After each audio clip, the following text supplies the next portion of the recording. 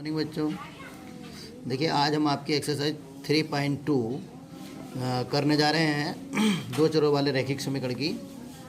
देखिए इसका पहला क्वेश्चन दिया है, वो कह रहा है निम्नलिखित विकल्पों में से कौन सा विकल्प सत्य है और क्यों।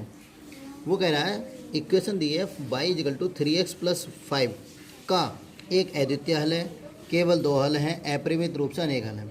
देखिए अगर इसमें मात्र एक चर होता या तो x होता केवल या फिर y होता तो इसका केवल एक हल होता है।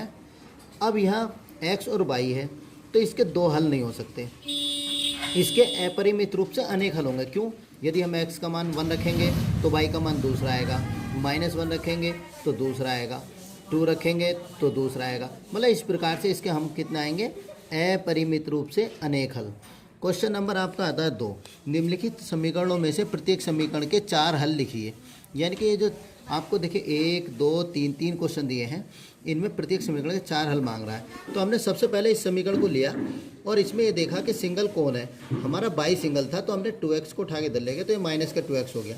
अब हम इसमें x = 0 रखा तो 7 - 2 × 0 यानी 2 0 0, 7 में 0 गए 7, तो यानी कि पहले बिंदु हमारा आया 0,7, यानी x की वैल्यू पहले आती है और y की वैल्यू बाद में आती है।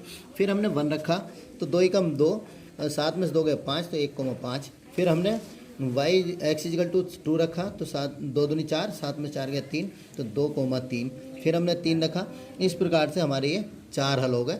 अब हमने समीकरण सेकंड देखिए इसके हल करी, πx + y = 9, तो हमने y को इधर रखा, πx हम इधर ले गए। x की वैल्यू फिर हमने इसमें 0 रखी तो पाई की 0 से मल्टीपल करी 0, 9 में 0 गए 9 तो 0,9। फिर 1 रखा, पाई की किसी 1 से मल्टीपल करेंगे यानी एक की किसी भी संख्या से गुणा करेंगे वही संख्या हमारी आएगी। तो ये हमारा 9 - पाई, क्योंकि ये दोनों ही अचर हैं और ये आपस में नहीं जुड़ सकते, ना ही आपस में घट सकते हैं। पाई किसी के साथ ना जुड़ता है ना घटता है, सिर्फ मल्टीपल कर सकता है। ऐसे हमने 2 रखा, फिर हमारा 3 रखा, तो ये हमारा ये क्वेश्चन आंसर आ गया।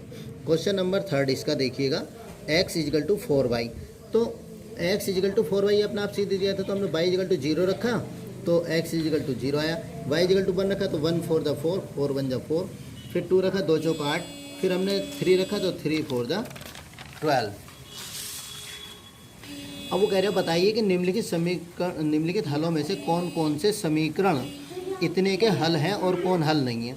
यानी कि ये दिया है 1 2 3 4 5, यानी कि हम क्या करेंगे, ये जो समीकरण, ये जो पॉइंट दिया है, ये हमारा पहला मान x का होता है, दूसरा मान y का होता है। इन हम दोनों को यानी कि इस समीकरण के LHS में रखेंगे।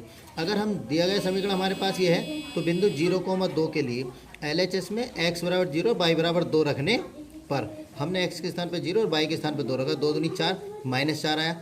हमारा जो है RHS कितना, प्लस का 4, तो LHS बराबर नहीं है RHS, अतः यह बिंदु जो है समीकरण का हल नहीं है।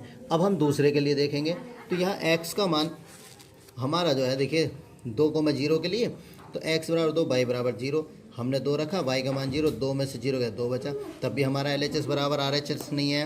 अब हम 4,0 के लिए रखेंगे तो x = 4 y = 0, तो देखिए 4 में से 0 गया तो 4 आ गया, तो ये इसका हल है। अब हम इसी का देखिए चौथा देखिए ये रखेंगे, x = √2 y = 4√2, ठीक है, रखने पर तो x - 2y, तो x के स्थान पर √2, y के स्थान पर 4√2, तो 4 दूनी 8, 8 में से 2 गया यानी कि 8√2 में से 1 √2 गया तो माइनस का 7√2, तो ये हमारा बराबर नहीं है, तो ये भी इसका हल नहीं है। ऐसे आप इसका 5वां हल कर लेंगे। क्वेश्चन नंबर 4 कह रहा है, जो आपकी एक्सरसाइज का आखिरी क्वेश्चन है, k का मान ज्ञात कीजिए जबकि x = 2 y = 1 समीकरण इतने के हल हैं।